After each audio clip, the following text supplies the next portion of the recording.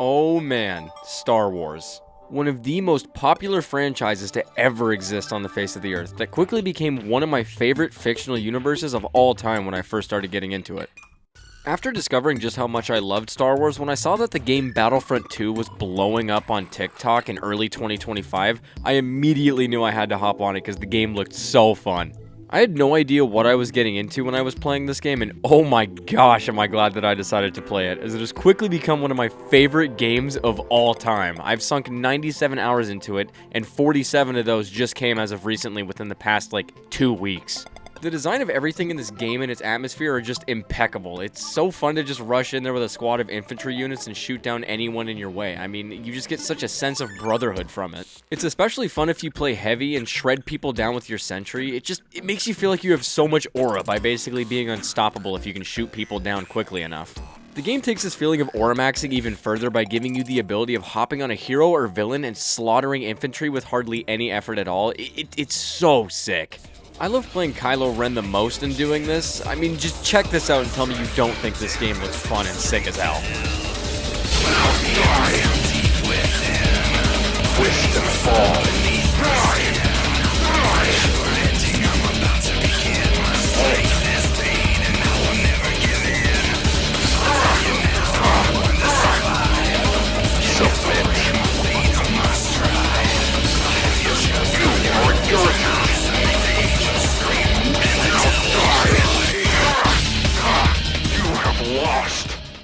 As you can see, the game sends you on an absolute power trip when you play heroes and villains, and it makes you feel nearly unstoppable, and I love that so much.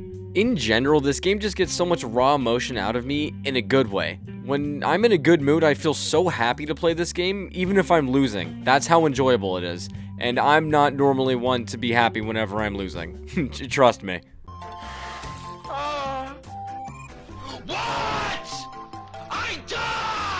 I mean, of course, like all multiplayer PvP games, I'm prone to rage at it a little bit when stuff doesn't go my way or I die in a way that I consider stupid, but that's par for the course, and it doesn't make me love the game any less when I'm having my fits of baby rage tantruming, you know? In fact, doing worse in this game just makes me want to improve even more because this game has such an insanely high skill ceiling and fun gameplay loop that gets better the more you play and improve. The skill ceiling aspect is especially present in game modes centered around playing heroes only. I just love dueling other people and improving my lightsaber hero capabilities because that's honestly my favorite part of the game, is just crapping on people with lightsabers. It makes you feel so good. The only hero mode I find myself playing is heroes versus villains, and it is very much a team-based game mode, and that's what makes me absolutely lose my mind sometimes when I play it, man. Like, you wouldn't believe the stuff that happens. Like, I'm talking about some you'll be ready to have a fun match with a smile on your face and hoping for some respectful gameplay from your team and theirs, and then you end up getting a level 300 Luke Skywalker on your team who decides to go AFK mid-match to get his 5th McDonald's delivery of the day, while your other 2 teammates are in the middle of nowhere being dumb and dumber and never helping you while you get helplessly jumped by 4 villains. The game mode is incredibly fun, don't get me wrong, but when you get morons for teammates, you can't do anything and it just feels like you're getting bullied. And I don't think anyone likes getting bullied, come on. Another thing that makes this game an absolute gem to me is how it's never dull, as in there's always something you can be doing no matter what mode you're playing. I mean, hell, I enjoy playing co-op, and all that mode involves is annihilating a bunch of AI enemies for an entire match, while still managing to stay really fun.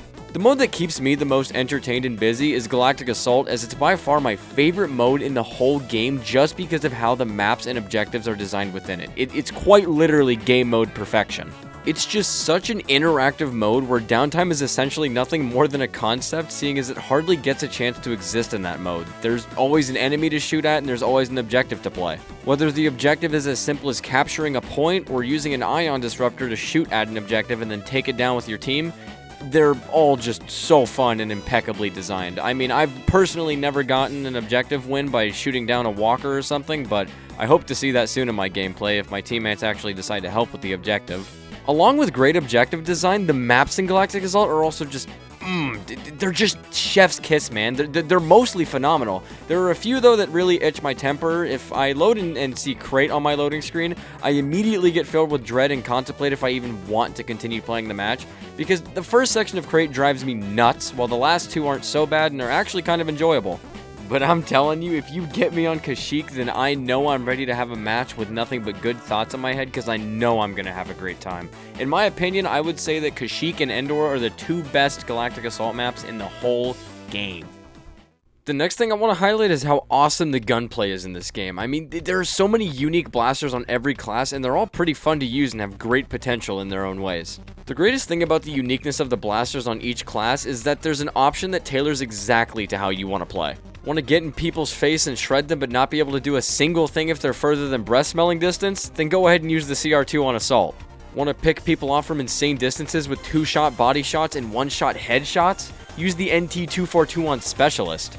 I've got to say, there isn't a single infantry class that I don't like. They're all insanely fun and can be played in a variety of ways, which is a huge factor for why this game is so fun and enjoyable. I was never a sniper guy except for in Apex Legends when I picked up a Sentinel and I had a bit of a phase with that, but I fell in love with the Specialist in Battlefront 2, which is absolutely nuts to me because I usually suck at using snipers, but that isn't like that in this game at all for me. I'm actually pretty decent at it. The game's aiming system enhances the experience I have when playing so much, seeing as more than 90% of guns are projectile-based, meaning you have to lead your shots ahead of your target, which requires a decent amount of skill to do, as it's harder than using hit-scan weapons. The projectile-based aiming system feels so much better just because it makes every kill feel so much more rewarding, especially when landing some crispy hits on Specialist. It's just so satisfying. I gotta say, out of all the selections for the infantry class weapons, my favorite has gotta go to the Specialist A280 CFE, which I mentioned earlier, as it allows the Specialist to be effective at practically every range, which allows you to either rush or stay far back and still be very useful and effective. Overall, being able to have so much flexibility and a great aiming system makes this game simply amazing. You can play as any character as any type of player, and it rocks and works out all of the time, no matter what. Unless, of course, they start countering you. In that case, just use your common sense and change up your strat.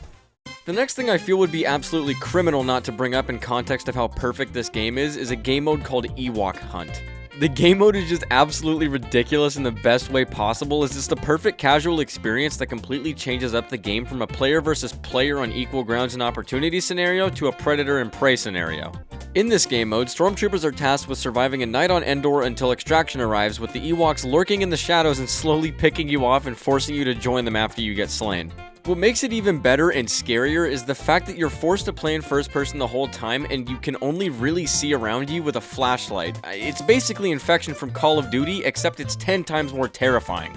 Just the idea of Ewoks being a huge scary threat is hilarious and makes for a super fun game to play when you're looking for something to relax on and have a good time rather than sweating in the PvP game modes. This game mode alone just shows how perfect and diverse Battlefront 2 really is, as it caters to the experiences that everyone wants. You can either be a total sweatlord in multiplayer or just goof around and hide from the Ewoks as stormtroopers in Ewok Hunt. It's amazing. Another incredible aspect of this game is the music. Oh my goodness, the music is beyond peak. Every single bit of this game's majestic soundtrack sets the theme perfectly, and my favorite has got to be Kylo Ren's theme pack, especially the first song that plays whenever you spawn in on him. I know, it seems like bias because Kylo's my favorite hero, which I said in the beginning, but stick with me on this and picture this scenario. You pop off on an infantry unit and earn the 4,000 points needed to pick a hero. Your team needs a leg up and you realize that, so you pick the grandson of Darth Vader, Kylo Ren, who is accompanied by a tough voice line and this absolute aura-filled theme song. It's long past time I was called. I'll show you the dark side. The blood of Vader flows through me. If you didn't understand what I meant before, then you've got to understand what I mean now. Just tell me that's not tough as hell. That song alone psychs me up so much when I hop on Kylo Ren. I remember the first time I heard it after finally realizing that the theme was special to him that I ended up getting shivers when listening to it. Now, aside from the amazing theme packs of all the heroes and villains, the music that commonly plays during gameplay is also absolutely stellar and fits the environment and atmosphere of the combat that goes on around you perfectly. It all sounds absolutely phenomenal and provides a lot of high tension when you and your team are fighting hard for victory against a team that won't let you easily have it, because if you're kind of just steamrolling a team, then the music isn't fitting, but also kind of is at the same time. It's weird, but it still sounds great either way. This part of the soundtrack for combat has got to be one of my favorites. It gives you a huge morale boost and enhances the combat experience so much. Just give it a listen.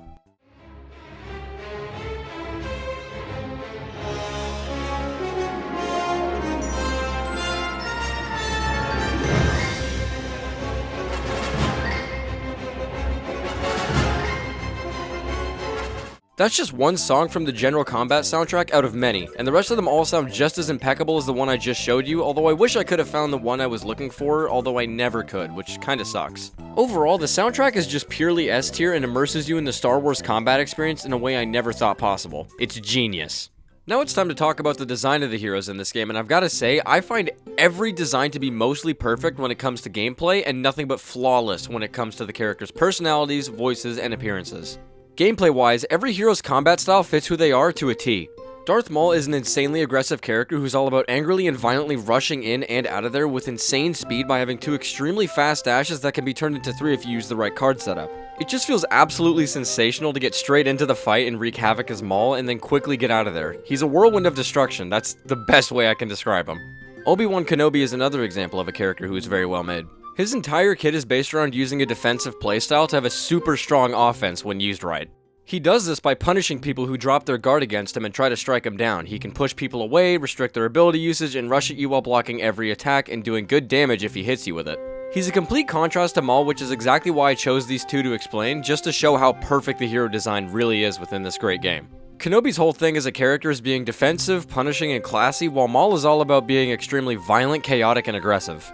Every other character in this game is perfectly made except for Iden, but let's just pretend that mess of a character doesn't exist, and if you play her, then PU. There's a hero and villain fit for every playstyle, and I find that to be such an incredible thing. You have the option to use a blaster or lightsaber when you play heroes and villains, which is great for flexibility, seeing as lightsabers are a lot harder to use most of the time. Enjoy shooting people from afar and having immaculate damage potential with great defense and offense capabilities? Then Han Solo's your character. Enjoy having a fire-looking lightsaber, the most aura in the lobby while looking dope as hell, and punishing those who challenge you or dare to try running away from you? Kylo Ren is right up your alley.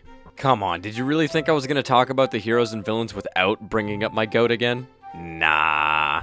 Overall, DICE managed to make every aspect of the heroes and villains super diverse and super perfect. The last things I'm going to cover, since this video is already getting a bit too long, is the reinforcement units and then ending it off with the star card system.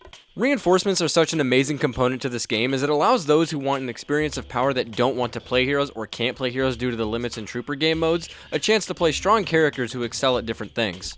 Reinforcements have 3 special classes of their own.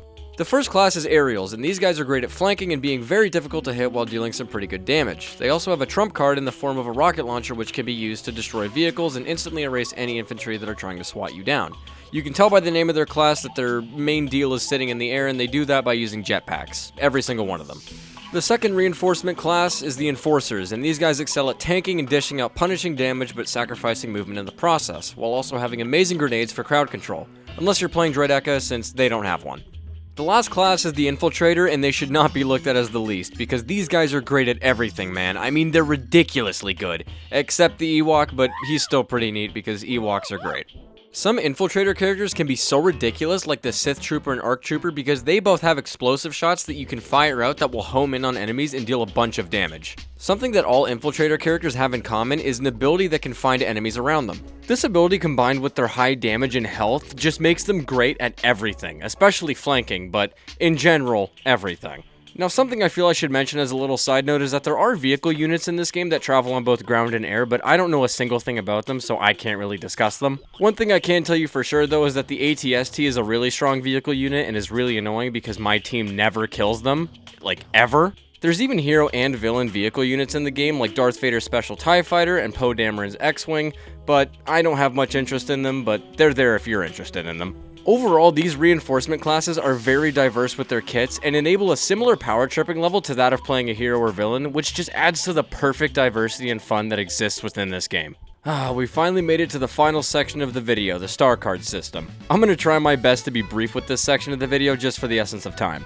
Essentially, all the star card system does is function as your loadout that buffs specific aspects of your character by allowing you to have 3 cards equipped that affect your abilities by buffing them or even changing them. Star cards are most notable on heroes and infantry units as they help them out the most. Not to say reinforcement star cards aren't helpful, but they're a lot more dumbed down when it comes to how impactful they are in your gameplay compared to infantry and hero star cards. Star cards are a very large factor for determining how you want to play the game.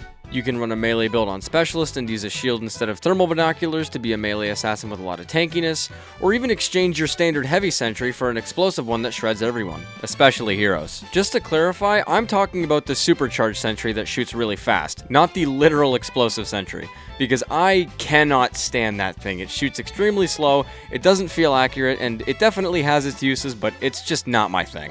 Now, in the context of heroes, star cards are an extreme game changer, and they can greatly affect your combat efficiency. They should be managed very carefully depending on the game mode you're playing. Anakin is a great example for this. He has a card that allows his pull dominance ability to one-shot all infantry except heavy, so long as he pulls at least 2 people. This card is obviously great in the trooper game modes, but wouldn't be so great in something like heroes versus villains, and it would be a complete waste of a card slot. So in that sense, you would want to run something like Tenacious in its place. Just the fact that star cards are that influential when it comes down to your gameplay is what makes me love that system so much. It makes you think a lot more tactically about what you're doing and what you're bringing to the fight, and it's amazing. Overall, star cards are one of the key foundations when it comes to expanding gameplay diversity, and it does so in an extraordinary way by giving you access to buffing many kinds of aspects of your characters and even changing your character's kits on infantry units. Oh man, I can't believe the video's over already. I'm kinda sad that it is, and of course this game does have some flaws. I mean, what game doesn't at least have a couple flaws? But there are a few and they are negligible and don't make a dent on how perfect this game really is. I hope you enjoyed watching this, and I hope I convinced you to give this game a try if you haven't already. I feel it's only right to pay tribute to my favorite YouTuber who used to make videos on this game by using his outro to sign this video off. And in his words, thank you all so much for watching, and I will see you in the next one. Bye. I'm putting on my shades to cover up my eyes. I'm jumping in my ride. I'm heading out tonight. I'm solo. I'm Han Solo. I'm Han Solo.